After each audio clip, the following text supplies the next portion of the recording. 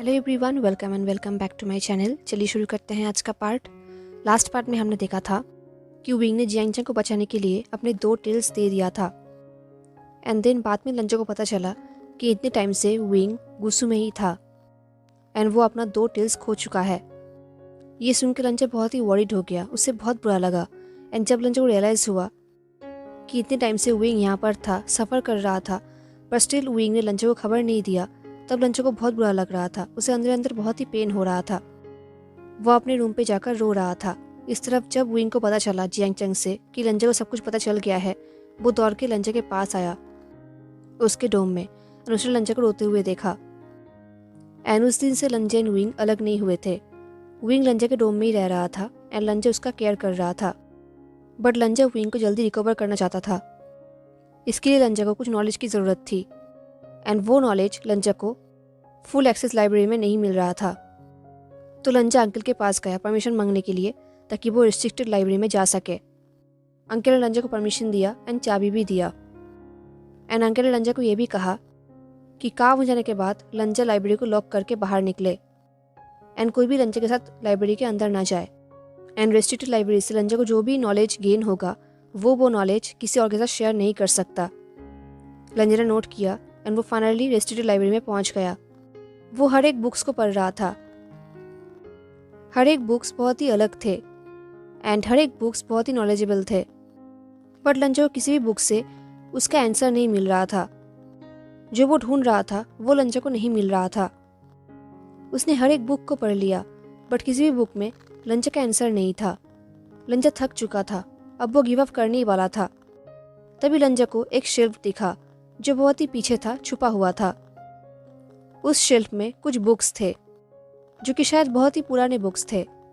तो लंजा ने उन बुक्स को भी पढ़ना स्टार्ट किया। उन बुक्स में से एक बुक का नाम था divergent biology of the land subspecies of homovorus. Lanza को लगा ये बुक उसका काम का हो सकता है, तो वो उस बुक को पढ़ने लगा एंड सच में वो बुक उसका काम का था। लंजा जो आंसर ढूंढ रहा था वो आंसर उस बुक में था। उस बुक में लिखा हुआ था कि माउंटेन्स में गुसू लान के लान वैम्पायर्स के ब्लड बहुत ही इम्पॉर्टेंट होते हैं, बहुत ही यूनिक होते हैं। जो भी उनका ब्लड पिएगा उसका सारा हेल्थ प्रॉब्लम दूर हो जाएगा। एंड गुसू लान वैम्पायर्स बहुत ही यूनिक होते हैं। अगर वो इंजर्ड भी हो जाते हैं, उनका इंजरी बहुत ही जल्दी हील हो जाता है। गुसू लान के वैम्पायर्स बाकी वैम्पायर्स से बहुत ही अलग होते हैं। वो लोग अंदर से बहुत ही स्ट्रांग होते हैं एंड उनके अंदर यूनिक एबिलिटीज़ होते हैं एंड उनका बहुत ही पावर होता है। उनका ब्लड किसी भी हेल्थ प्रॉब्लम का मेडिसिन है। थ्योरी से पता चलता है कि उनके डीएनए बहुत ही पावरफुल होते हैं एंड उनके डीएनए की वजह से ही उनके अंदर इतने पावर्स हैं। जिनके अंदर भी ऐसा डीएनए रहेगा वो इतने ही पावरफुल हो जाएंगे। ये पढ़ के ऐसे लंजा के अंदर जान ही आ गया था। लंजा को रियलाइज़ हुआ कि शायद उसे अपना ब्लड यूज़ करना पड़ेगा विंग को ठीक करने के लिए एंड उसके टेल्स को वापस लाने के लिए। ये आइडिया आते ही लंजा बहुत ही एक्साइटेड हो गया।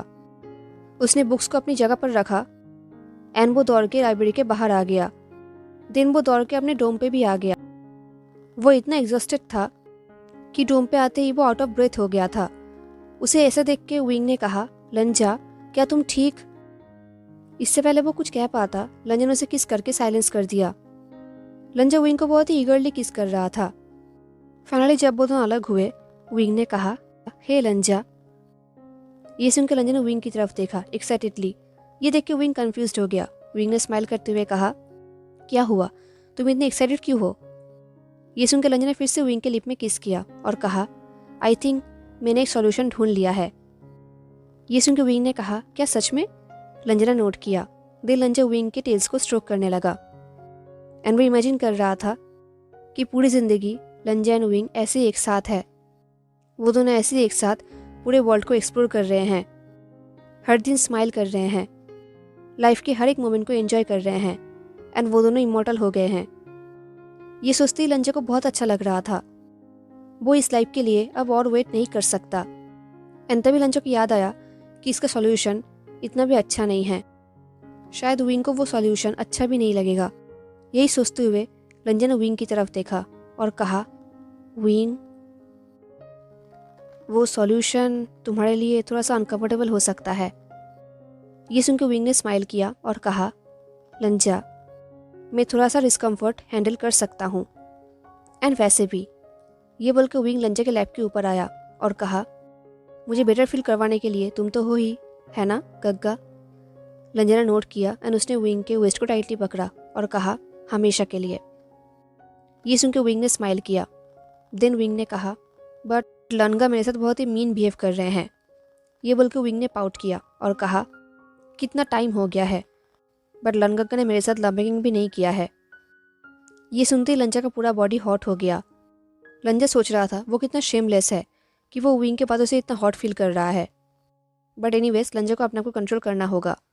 तब विंग ने कहा, लंजा, बहुत टाइम हो गया है तुमने मुझसे फ्रेश ब्लड नहीं लिया है, तुम्हें तो टायर्ड फील हो रहा होगा ना। ये सुन के लंजा ने विंग के वेस्ट को भी टाइटली पकड़ा और कहा, विंग अभी वीक है। ये सुन के विंग ने फिर से पाउट किया एंड वो लंजा को टच करने लगा और कहा, क्या तुम मुझे नहीं चाहते। लंजा ने कहा, विंग का हेल्थ इम्पॉर्टेंट है। लंजा ये बोल तो रहा था पर उसका टीथ विंग को बाइट करने के लिए तड़प रहा था। बट लंजा ने अपने आप को समझाया कि विंग के लिए उसे अपने आप को कंट्रोल करना ही होगा। विंग ने कहा, मेरा हेल्थ इतना इम्पोर्टेंट नहीं है। ये सुनकर लंजा ने विंग को बेड पे पुश किया एंड उसने विंग को पिन कर दिया और कहा, विंग का हेल्थ ज़्यादा इम्पोर्टेंट है। ये बोल के लंजा विंग को किस करने लगा, वो भी बहुत ही eagerly and harshly. And Wing ने भी कंप्लेन नहीं किया, वो भी लंजा की किस में मेल्ट हो गया। उन दोनों का किस जितना हार्श था उतना ही रोमांटिक था। किस करते हुए उन दोनों का ही बॉडी हॉट हो गया। किस करते हुए विंग लंजा के शर्ट को खोलने लगा। देन विंग लंजा को रोमांटिकली टच करने लगा। विंग के से लंजा को और भी हॉट फील होने लगा। उसने अपने फेस को विंग के नेक में रखा एंड वो मोन करने लगा। लंजा को रियलाइज हो रहा था कि वो कितना हंग्री है। उसका फेस विंग के नेक में था। उसे बाइट करने का लंजा का बहुत मन कर रहा था। बट नहीं, अभी लंजा के लिए हंग्रीनेस इंपॉर्टेंट नहीं है, विंग इंपॉर्टेंट है। तो उसने अपने को कंट्रोल किया और कहा, विंग। विंग ने मोन करते हुए कहा, लंजा। लंजा ने कहा, क्या तुम मुझ पर ट्रस्ट करते हो। विंग ने लंजा को लविंगली देखा और कहा, ऑफ कोर्स लंजा। लंजा कंप्लीटली विंग के ऊपर आ गया। देन उसने अपने हाथ को अपने लिप्स के पास लेकर आया एंड उसने अपने हाथ को जोर से बाइट किया। विंग लंजा के हर एक चीज़ को देखने लगा। जब लंजा के हाथों से ब्लड निकल रहा था, लंजा ने अपने हाथ को विंग के लिप के पास रखा और कहा, इसे ड्रिंक करो। विंग ने क्वेश्चन भी नहीं पूछा, उसने वही किया जो लंजा ने कहा। वो लंजा के ऊँट को सक करने लगा एंड ब्लड को ड्रिंक करने लगा। जिस तरीके से विंग लंजा के ब्लड को ड्रिंक कर रहा था, लंजा अंदर ही अंदर वाइल्ड हो रहा था, क्रेजी हो रहा था। ऊपर से लंजा के ब्लड पीते हुए विंग लंजा को बहुत ही सिलेक्टिवली देख रहा था। इससे लंजा और भी वाइल्ड हो रहा था। अब लंजा अपने आप को रोक नहीं पाया। जब विंग लंजा का ब्लड पी रहा था, लंजा विंग को टच कर रहा था।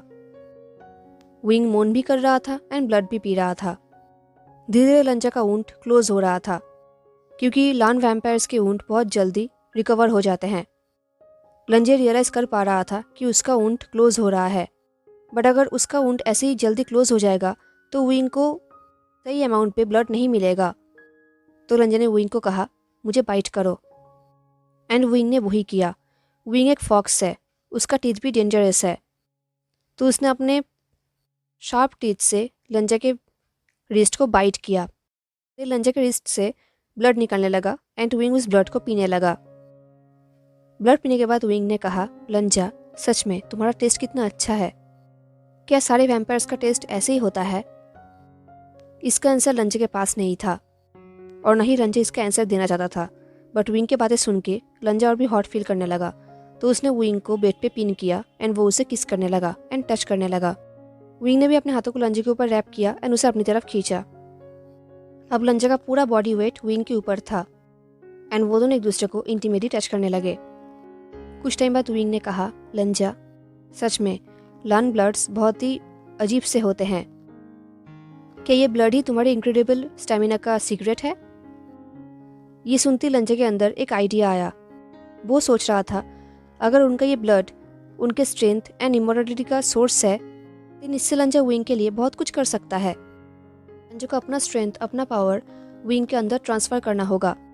एंड इसके लिए लंजा को विंग को सिर्फ ब्लड ड्रिंक ही नहीं करवाना होगा, बल्कि उसे विंग के साथ लंपिंग भी करना होगा, वो भी सुबह शाम हर टाइम विदाउट एनी ब्रेक। ये सोचते हुए लंजा के अंदर एक अलग ही एनर्जी आ गया एंड वो विंग को क्रेजीली टच करने लगा एंड विंग भी मेसिली मोन करने लगा कि वो लंजा को चैलेंज कर रहा हो कि वो लंजा से और भी हर्ष टच सह सकता है। विंग मोन करते हुए लंजा को ऑर्डर किया जा रहा था एंड लंजा विंग के हर एक ऑर्डर को फुलफिल किया जा रहा था एंड इस तरीके से उनका लव मेकिंग शुरू हुआ। जब वैम्पायर है तो उसके अंदर बहुत एनर्जी है एंड विंग ने लंजा का ब्लड पिया है तो विंग के अंदर भी बहुत ही एनर्जी है, तो वो दोनों एक सेकंड के लिए भी नहीं रुक रहे थे। वो लोग कंटिन्यू रोमांटिक लविंग किए जा रहे थे, ना विंग थक रहा था और ना ही लंजा। फाइनली कुछ टाइम बाद वो दोनों रुके। विंग ने फिर से एक बार लंजा से ब्लड पिया एंड लंजा का इंजरी इमीडिएटली रिकवर भी हो गया। ये देख के विंग ने कहा, लंजा अगर तुम्हारा इंजरी इतनी जल्दी हील कर जाएगा तो मैं ब्लड कैसे पीऊँगा। लंजा को पता है कि विंग टिस कर रहा है, तो विंग को लंजा ने किस किया। अब वो दोनों एक दूसरे के बाहों में थे। विंग ने कहा, बोलो लंजा, ये ब्लड पीने का क्या रीज़न है? आई मीन मुझे गलत मत समझना, मुझे अच्छा लगा, बट यूजुअली तुम मुझसे ब्लड पीते हो, आज तुमने मुझे क्यों पिलवाया? लंजा सोच रहा था क्या उसे विंग को बता देना चाहिए, पर उसने अंकल को प्रॉमिस किया था कि वो ये सिगरेट किसी के साथ शेयर नहीं करेगा। बट विंग जानना डिज़र्व करता है एंड लंजा के पास और कोई ऑप्शन भी तो नहीं है, क्योंकि विंग को लंजा को हर रोज़ ब्लड पिलाना होगा, तो विंग तो क्वेश्चन करेगा ही। लंजा के पास और कोई चॉइस नहीं था, तो उसने विंग को आंसर दिया। उसने कहा, मुझे लगता है कि मेरा ब्लड तुम्हें रिकवर करने में हेल्प कर सकता है, क्योंकि हमारा डीएनए बहुत ही पावरफुल होता है। ये बोल के लंजा सोच रहा था क्या विंग लंजा के बात में बिलीव करेगा, क्या विंग को लंजा के ऊपर बिलीव होगा। तभी विंग ने स्माइल किया और कहा, तुम कितने स्मार्ट हो लंजा, एंड ऑफ कोर्स मेरा मैजिकल लंजा मुझे बहुत ही जल्दी हील कर देगा। ये सुनकर लंजा को अच्छा लगा, तो उसने विंग के लिप में किस किया। उसे विंग के पॉजिटिव रिस्पॉन्स से बहुत ही अच्छा लगा। देन विंग ने एक डेविलिश स्माइल किया एंड उसने लंजा के लिप में एक जोर से बाइट किया। अब विंग का आइज डेंजरसली डार्क था। उसने लंजा की तरफ देखा एंड फ्लर्ट करते हुए कहा, यू नो व्हाट लंजा, सिर्फ ब्लड ड्रिंक करने के अलावा भी डीएनए ट्रांसफ़र करने का एक और रास्ता भी है। ये सुनते लंजा समझ गया कि उसका बॉयफ्रेंड क्या कहना चाहता है, तो उसने एक सेकंड भी वेट नहीं किया। वो विंग को किस करने लगा एंड बाइट करने लगा एंड विंग हंसने लगा एंड देन बस उनका लव फिर से स्टार्ट हुआ, जो कि पूरी रात भर चली। दिन ऐसे ही बीत रहा था एंड वो दोनों बहुत ही हैप्पी थे एंड विंग बहुत जल्दी रिकवर भी कर रहा था। हर दिन ब्लड पीना, इनक्रेडिबल लविंग करना, सब कुछ विंग के लिए बहुत ही पॉजिटिव रिजल्ट दे रहा था। अब विंग के अंदर बहुत ही एनर्जी एंड पावर आ गया था। अगर सब कुछ ऐसे सही चलता रहा तो बहुत जल्दी विंग इमोर्टलिटी भी पा लेगा। लंजा को यही लगता है। अभी वो दोनों लव मेकिंग के बाद एक दूसरे के बाहों में लेटे हुए थे। उन दोनों का अपर बॉडी हाफ नेकेड था। वो दोनों एक दूसरे के बाहों में ऐसे ही रेस्ट कर रहे थे। तभी लंजा के डोम पे अंकल आए, वो भी गुस्से में। उन्होंने नॉक भी नहीं किया, वो सीधे रूम के अंदर आ गए। ये सब इतनी जल्दी हुआ कि लंजा एंड विंग को समझ भी नहीं आया। जैसे ही अंकल लंजा के रूम पे आए, लंजा विंग से अलग हो गया। विंग हाफ नेकेड था, तो लंजा ने ब्लैंकेट को विंग के ऊपर रैप कर लिया, इससे पहले अंकल नेकेड विंग को देखे। अंकल तो वैसे भी गुस्से में थे। उन दोनों को ऐसे देख के अंकल और भी एम्बेरस फील कर रहे थे, तो अंकल ने अपने फेस को टर्न कर लिया ताकि लंजा एंड विंग को प्राइवेसी मिल सके। लंजा शॉर्ट्स में था, तो उसने फुल पैंट्स पहन लिया। इस तरफ विंग, वो बहुत ही एम्बेरस फील कर रहा था। उसका पूरा फेस रेड हो गया था। लंजा ने फुल पैंट्स पहना एंड वो अंकल को लेकर रूम के बाहर गया। अब फाइनली लंजा एंड अंकल रूम के बाहर थे, हॉल में। लंजा ने पूछा, ऐसा क्या इंपॉर्टेंट काम आ गया कि अंकल को बिना बुलाए मेरे रूम पे आना पड़ा, वो भी ऐसे? अंकल बहुत ही एम्बेरस फील कर रहे थे, बट देन उन्हें याद आया कि वो यहाँ पर क्यों आए थे। कि एम्बेरसमेंट गुस्से में बदल गया। उन्होंने कहा, क्या तुम्हें आइडिया भी है कि तुमने क्या किया है?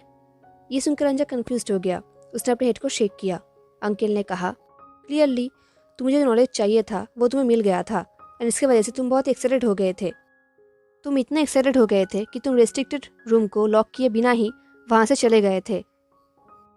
एंड अब उस रूम से कुछ बुक्स चोरी हो गए हैं। ये सुनकर लंजा बहुत ही शॉक्ड हो गया था। उसे बिलीव नहीं हो रहा था कि वो इतना केयरलेस हो सकता है। वो इतनी इम्पोर्टेंट चीज़ भूल कैसे गया था? अंकल ने कहा, तुम्हारे क्लैन के सेफ्टी से ज़्यादा तुम्हारे लिए और क्या इम्पोर्टेंट हो सकता है? एंड मैंने देखा कि वो फॉक्स बहुत ही जल्दी रिकवर कर रहा है। आई थिंक वो भी तुम्हारे हेल्थ से। लंजन ने नोट किया क्योंकि वो झूठ नहीं बोल सकता। अंकल ने हंसते हुए कहा, वाह, तो तुमने हमारे लान क्लैन के मोस्ट प्राइज्ड सीक्रेट को उस फॉक्स के साथ शेयर किया है? क्या तुम अपने क्लैन के बारे में बिल्कुल भी केयर नहीं करते, या फिर तुम अपने सेल्फिश थॉट्स में इतने डूब चुके हो कि तुम अपने क्लैन को ही भूल गए हो? ये सुनकर लंजन ने कहा, अंकल, लव सेल्फिश नहीं होता। अंकल ने कहा, तुम अपने सो कॉल्ड लव की वजह से सब कुछ बर्बाद कर रहे हो। ये सुनकर लंजन ने कहा, बट विंग ने कुछ नहीं किया है, इसमें उसका कोई दोष नहीं है। अंकल ने कहा, मैं उस फॉक्स के ऊपर भरोसा नहीं कर सकता। मे भी उसने आज कुछ नहीं किया है, बट बहुत जल्दी वो कुछ ना कुछ जरूर करेगा, वो मुझे पता है। लंजन ने कहा, अंकल। अंकल ने कहा, वांग जी, मैं तुमसे कुछ अच्छा एक्सपेक्ट किया था, बट मुझे मालूम होना चाहिए था कि एक दिन हिस्ट्री ज़रूर रिपीट करेगा, बट मैंने सोचा भी नहीं था कि ये हिस्ट्री तुम्हारे थ्रू रिपीट करेगा। ये बोलकर अंकल ने एक डिसअपॉइंटेड शाई किया एंड वो वहाँ से चले गए, लंजन को वहाँ पर अकेले छोड़ के। एंड अंकल की बातें सुन के लंजन को बहुत बुरा लगा, उसे अंदर अंदर बहुत ही पेन हुआ। अंकल के जाने के बाद लंजन अपने रूम पे वापस आया एंड रूम पे विंग उसके लिए वेट कर रहा था। एंड विंग ने सब कुछ सुना एंड अब विंग ऑलरेडी अपने शर्ट में था। लंजन विंग के पास आया एंड उसे उसने हक कर लिया एंड विंग लंजन के बाहों में बिल्कुल स्टिफ हो गया था, बिल्कुल फ्रोज हो गया था, जैसे कि वो पैरालाइज्ड ही हो गया हो। ये देख के लंजा को बहुत ही अजीब सा लगा, वो कंफ्यूज्ड हो गया। विंग ने कहा, लंजा। इस बार विंग के वॉइस में गिल्ट था, जो लंजा को समझ में नहीं आया। विंग ने लंजा के हाथों को स्क्वीज किया। उसने फिर से कहा, लंजा। इस बार लंजा ने विंग की तरफ देखा, कंफ्यूज्ड हो गए। विंग ने लंजा को बेड पे बिठाया एंड देन विंग शेल्फ के पास गया। उसने शेल्फ से कुछ बुक्स निकाला जो कि एक लेदर फैब्रिक में रैप किया हुआ था, जो फैब्रिक लंजा पहचानता है। विंग उन बुक्स को लंजा के सामने आकर रख दिया। लंजा बुक्स को देख के समझ गया कि ये बुक्स फॉरबिडन लाइब्रेरी का है। लंजा शॉक्ड हो गया, तो विंग ने कहा, मैं एक दिन लाइब्रेरी को एक्सप्लोर कर रहा था एंड तभी मैंने फॉरबिडन लाइब्रेरी के दरवाजे को ओपन देखा। मैंने एक्सपेक्ट भी नहीं किया था कि वो दरवाज़ा ओपन होगा, तो मैं अपने आप को रोक नहीं पाया एंड मैं उसके अंदर चला गया। ये सुनकर लंजा कंफ्यूज्ड हो गया। उसने कहा, विंग। विंग ने कहा, बट लंजा, आई स्वेयर, मैं इसे रिटर्न करने ही वाला था। मैं बस इसे पढ़ने वाला था एंड पढ़कर ही मैं इसे रिटर्न कर देता। ये बोलते हुए विंग का वॉइस कांप रहा था, उसकी आंखों से आंसू निकल रहा था, क्योंकि विंग को बहुत ही गिल्टी फील हो रहा था। उसे बहुत ही बुरा लग रहा था कि उसकी वजह से लंजा को आज इतना कुछ सुनना पड़ा। विंग कैसे देख के लंजा विंग के करीब आया। उसने कहा, विंग, मेरी तरफ देखो। ये बोल के लंजा ने विंग के फेस में हाथ रखा, बट विंग लंजा की तरफ नहीं देख रहा था, वो कंटिन्यू रो रहा था। ये देख के लंजा ने कहा, विंग, इट्स ओके। ये सुन के फाइनली विंग ने लंजा की तरफ देखा, वो भी कंफ्यूज्ड हो गया था। तो लंजा ने कहा, मैं सच कह रहा हूँ, इट्स ओके। इनफैक्ट ये तो अच्छा हुआ, इसका मतलब ये फॉरबिडन बुक्स किसी और के हाथों में नहीं था, बल्कि सेफ हाथों में था। ये सुन के विंग ने लंजा के हाथों को और भी टाइटली पकड़ लिया। लंजा ने कहा, एंड तुम उसे वापस भी करने वाले थे, राइट? विंग ने नोट किया। लंजा ने कहा, देन इट्स ओके, इसमें कोई गलती नहीं है। ये सुन के फाइनली विंग ने स्माइल किया। विंग ने पूछा, सच में? लंजा ने कहा, सच में। एंड चिंता मत करो, भाई सब कुछ संभाल लेंगे। एंड ऐसा ही लंजा अपने प्रॉब्लम्स को लेकर अपने लॉयल भाई के पास चला गया। उसने अपने भाई को सब कुछ कहा।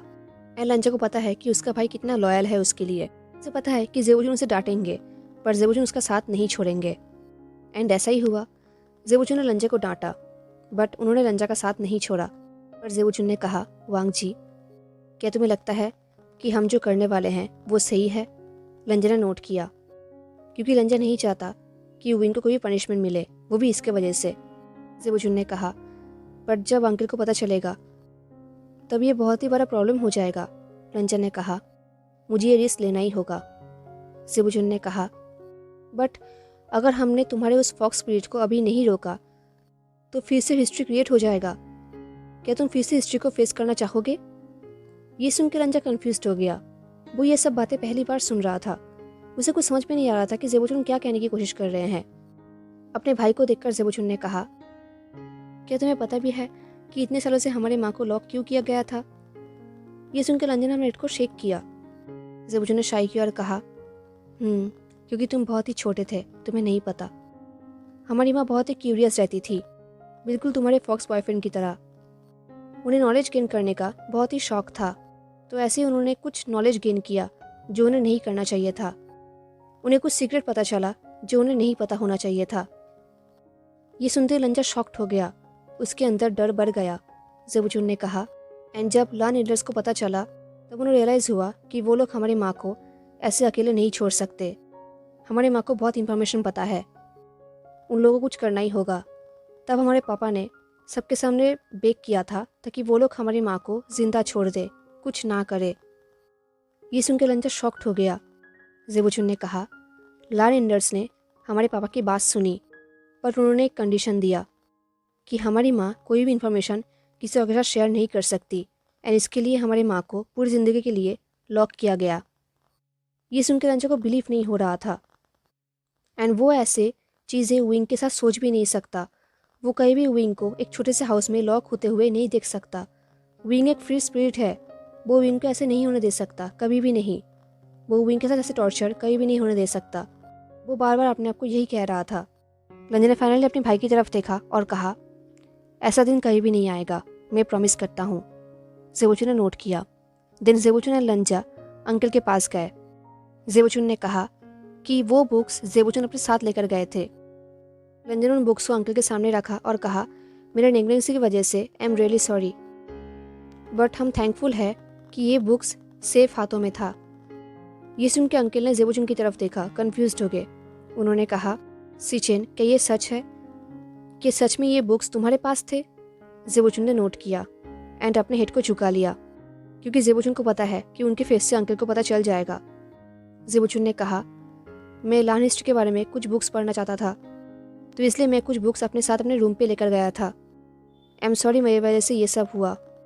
अंकल ने कहा, ठीक है, अच्छा हुआ कि ये बुक्स हमारे पास ही था, वरना पता नहीं क्या हो जाता। बट एनीवेज, तुम दोनों को पनिशमेंट लेना ही होगा। दोनों भाइयों ने नोट किया। अंकल ने कहा, तुम लोगों को लान रूल्स 50 टाइम्स कॉपी करना होगा, and end of the week मैं वो कॉपीज अपने हाथों में देखना चाहता हूँ, ओके? दोनों भाइयों ने नोट किया।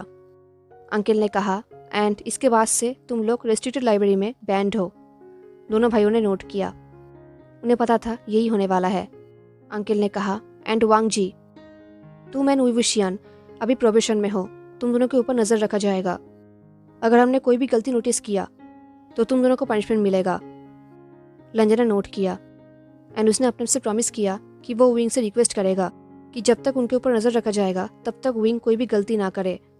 एंड लंजा को पता है कि विंग लंजा की बात सुनेगा। फाइनली लंजा एंड विंग अंकल के ऑफिस से बाहर निकले। लंजा ने अपने भाई को थैंक यू कहा एंड प्रॉमिस किया कि वो अपने भाई का पनिशमेंट खुद लेगा। वो अपने भाई के कॉपीज़ को खुद करेगा, उसके भाई को करने की ज़रूरत नहीं है। ज़ेबुचुन मान गए। एंड ऑफ कोर्स विंग के प्रोटेक्शन के लिए लंजा इतना तो कर ही सकता है।